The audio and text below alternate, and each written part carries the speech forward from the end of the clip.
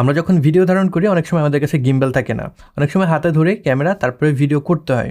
সেটার কারণে আমাদের যে ভিডিও রয়েছে সেখানে শেকিনেস চলে আসে। যখন এডিট করতে বসি দেখা যায় সেই ভিডিওটা ব্যবহার করার মতো নেই, এত বেশি শেকিনেস, ব্যবহার করলে ভালো লাগবে না দেখতে। সেক্ষেত্রে কী করতে পারেন? সেক্ষেত্রে প্রিমিয়ার প্রো একটা ইফেক্ট রয়েছে যেটার নাম হলো ওয়ার্প স্টেবিলাইজার। ওইটা ব্যবহার করে কিন্তু আপনার ভিডিওটাকে ইউজেবল একটা ফুটেজে আপনি রূপান্তর করতে পারবেন। সেখান থেকে অনেক বেশি শেকিনেস রিমুভ করে স্টেবল করে ফেলতে পারবেন। অ্যাগেন অনেক সময় আমাদের ওভারলে ব্যবহার করতে হয়। সাপোজ আপনি একটা উইন্টার সিজনের ভিডিও ধারণ করলেন, সেখানে স্নোফল নেই, তবে যে রাস্তাঘাট রয়েছে সেখানে বরফে ঢেকে গিয়েছে, আপনি চাচ্ছেন সেটার সাথে স্নোফল অ্যাড করতে। সেক্ষেত্রে কী করতে পারেন? স্নোফলের যে ওভারলে রয়েছে সেটাকে ব্যবহার করতে পারেন। কীভাবে করবেন এই লেসনে আমরা সেটা দেখে নেব।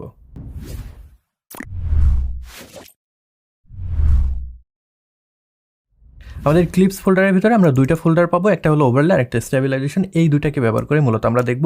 ড্র্যাগ করে প্রিমিয়ার প্রোর ভিতরে নিয়ে আসলাম। প্রথমে স্টেবিলাইজেশন কীভাবে আমরা করব সেই জিনিসটা দেখে নিই। আমরা যদি প্রবেশ করি এই ফোল্ডারের ভিতরে, তাহলে দুইটা ক্লিপ কিন্তু এখানে দেখতে পাবো। প্রথম ক্লিপটা আমি যদি ক্লিক অ্যান্ড ড্র্যাগ করে টাইমলাইনে নিয়ে আসি, ওইটার প্রপার্টিস অনুযায়ী আমার সিকোয়েন্স তৈরি হয়ে গেল।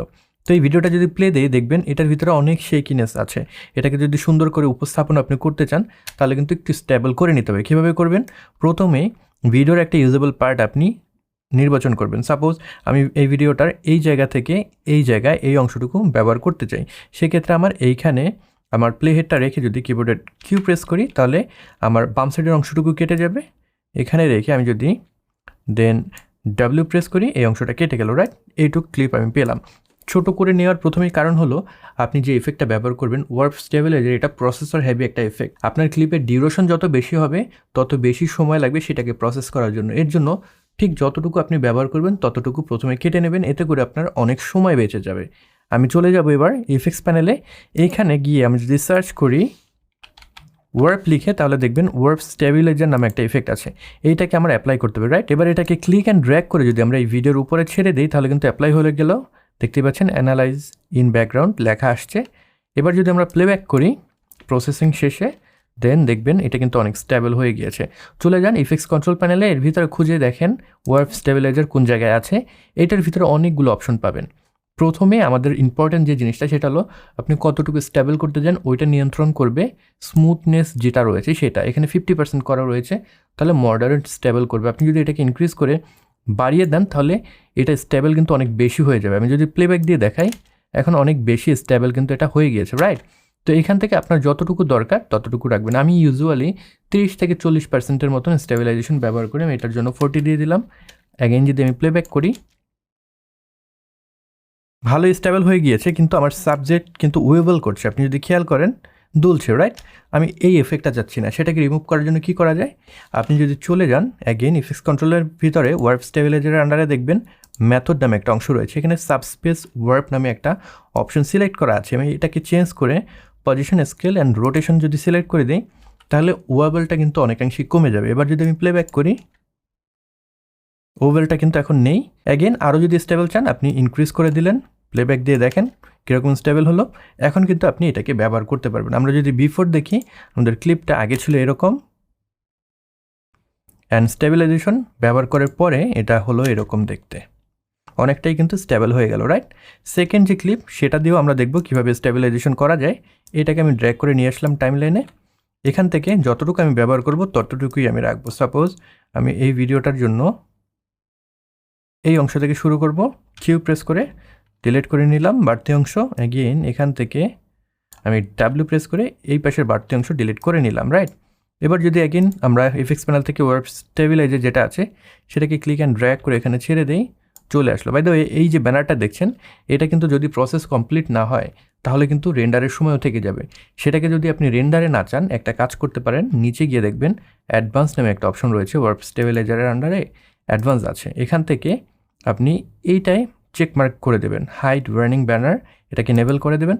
তাহলে আপনি যখন এক্সপোর্ট করবেন যদি আপনার প্রসেসর এটাকে প্রসেস কমপ্লিটও না করে তাহলে কিন্তু ওই ব্যানারটা থাকবে না, নাহলে কিন্তু ভিডিওর উপরে ওই ব্যানারটা থেকে যাবে। তো এবার যদি এটাকে প্লেব্যাক দেই দেখি কীরকম স্টেবল করেছে। এটাকেও কিন্তু ভালো পরিমাণে স্টেবল করেছে, রাইট? এখান থেকে অ্যাগেন আপনি আগের মতন সব কিছু চেঞ্জ করে নিতে পারেন। আরও স্টেবল চাইলে এখান থেকে বাড়িয়ে দিতে পারেন। মেথড থেকে পজিশন অ্যান্ড রোটেশন দিলাম, দেন আমরা প্লেব্যাক দিলাম, এরকম দেখাচ্ছে, রাইট? আগে যদি দেখি আমাদের বিফোর অনেক শেকিনেস ছিল, এখানে আমরা স্টেবিলাইজেশন অ্যাপ্লাই করে এরকম একটা রেজাল্ট পেলাম। তো স্টেবিলাইজেশন আপনি সবসময় ব্যবহার করুন, বিষয়টা এরকম না যেখানে দরকার সেখানে ব্যবহার করবেন। দ্বিতীয়ত হলো অনেক সময় আপনারা গিম্বল দিয়ে যে ভিডিওগুলো করেন সেক্ষেত্রেও কিছু কিছু জায়গায় দেখা যায় একটা শেকিনেস থেকে যায়, একটা জার্কিনেস থেকে যায়, সো সেখানেও আপনারা অ্যাপ্লাই করতে পারেন। আপনি যদি ভালো রেজাল্ট পেতে চান প্রথমত চেষ্টা করতে হবে যে ভিডিওটা আপনি ধারণ করছেন সেই ভিডিওটা যেন প্রপারলি ধারণ করেন, সেখানে যেন শেকিনেসটা কম থাকে। যদি আপনার সোর্স ক্লিপে শেকিনেস কম থাকে সেক্ষেত্রে এটা থেকে বেটার একটা রেজাল্ট পাবেন। তো চলুন এবার আমরা দেখব কিভাবে আমরা ওভারলে ব্যবহার করতে পারি। আমরা ব্যাক করলাম, ওভারলে ফোল্ডারের ভিতরে যে ক্লিপগুলো রয়েছে এগুলো ব্যবহার করে দেখব কীভাবে ওভারলে ব্যবহার করি। আমি এই যে স্নোফলের যে ক্লিপ এটাকে নিয়ে আসবো, ক্লিক অ্যান্ড ড্র্যাগ করে টাইমলাইনে নিয়ে আসলাম, রাইট। তো আমাদের এটা হলো স্নোফলের যে ভিডিও, আমি জাস্ট এটাকে একটু ছোট করে নিলাম। এবার এখানে চাচ্ছি আমি স্নোফল আসবে। আমি যদি প্লেব্যাক করি আমার যে রাস্তাঘাট রয়েছে সেখানে বরফ জমে আছে কিন্তু স্নোফল নেই, ভিডিওর যে ভাইব সেটা বোঝা যাচ্ছে না, রাইট। তো সেখানে স্নোফল অ্যাড করার জন্য এইখানে দেখবেন স্নোফল নামে একটা ওভারলে দেওয়া আছে, এটাকে ড্র্যাগ করে যদি ভিডিওর উপরে নিয়ে আসি তাহলে কিন্তু চলে আসলো। এটাকে আমি আরেকটু ছোট করে দিলাম, ব্যাস। এবার প্লেব্যাক দিলে শুধুমাত্র স্নোফলটাই আমরা দেখতে পাচ্ছি, নিচের যে ভিডিও সেটা দেখতে পাচ্ছি না। নিচের ভিডিও দেখার জন্য আমাদের এখানে ওভারলে যে টেকনিক সেটাকে ইউজ করতে হবে। কীভাবে করব, আমরা যদি ভিডিওকে সিলেক্ট করে এফএক্স কন্ট্রোলে যাই, এটার ভিতরে দেখব অপাসিটির আন্ডারে ব্লেন্ড মুড আছে। ব্লেন্ড মুড থেকে কিন্তু আমরা এটার ডিফারেন্ট ব্লেন্ড মুড সিলেক্ট করতে পারি। সাপোজ এটাকে যদি আমি ভিজিবল করতে চাই স্নোফলটাকে এবং ভিডিওকেও যদি আমরা দেখাতে চাই সেক্ষেত্রে কিন্তু এখান থেকে আমাদের স্ক্রিন সিলেক্ট করতে হবে, রাইট। স্ক্রিন যদি সিলেক্ট করে দিই তাহলে দেখবেন আমাদের যে নিচের ভিডিও সেটা দেখা যাচ্ছে এবং যদি প্লেব্যাক দিই তাহলে দেখবেন এখানে স্নোফলটাও কিন্তু দেখা যাচ্ছে। অ্যাগেন এখানে যদি স্নোফলটা খুব বেশি ভিজিবল না হয় সেক্ষেত্রে কিন্তু এটাকে আপনারা ডুপ্লিকেট করতে পারেন। অল প্রেস করে এটাকে জাস্ট উপরের দিকে ড্র্যাগ করলেন, অ্যাগেন আরেকটা ডুপ্লিকেট করলেন। এবার যদি প্লেব্যাক দিই তাহলে দেখবেন স্নোফলগুলো কিন্তু আরও বেটার ওয়েতে বোঝা যাচ্ছে, রাইট। সিমিলার ওয়েতে আমি এই ভিডিওতে একটা ওভারলে ইউজ করব। এই ভিডিওটা যদি প্লেব্যাক করি এখানে আমি চাচ্ছি পুরনো একটা ভাইব নিয়ে আসতে, যাতে করে পুরনো কোনো কিছুর স্মৃতিচারণ করছি ওই জিনিসটা বোঝা যায়। তো সেক্ষেত্রে আমি আগের দিনের যে ফিল্ম গ্রেইন ছিল সেটাকে ব্যবহার করতে চাচ্ছি, রাইট। তো এইখানে সেরকম একটা ওভারলে আছে, সেটাকে আমি ড্র্যাগ করে এখানে নিয়ে আসলাম। দেন আমি এই ভিডিওটাকে ছোট করে দিলাম। এবার যদি প্লেব্যাক করি শুধু গ্রেইনটাই দেখতে পাচ্ছি, নিচের ভিডিওটা দেখতে পাচ্ছি না। নিচের ভিডিওটা দেখানোর জন্য যেটা করতে হবে, অ্যাগেন আমাদের যে অপাসিটি আছে এটার ভিতরে ব্লেন্ড মুড আছে এবং সেটার ভিতরে এইখান থেকে কিন্তু আমার ব্লেন্ড মুড চেঞ্জ করতে হবে। অ্যাগেন আমি এখান থেকে স্ক্রিন সিলেক্ট করে দিলাম। এবার যদি প্লেব্যাক করি এখানে কিন্তু সেই ওল্ড যে একটা ভাইব সেটা কিন্তু বোঝা যাচ্ছে।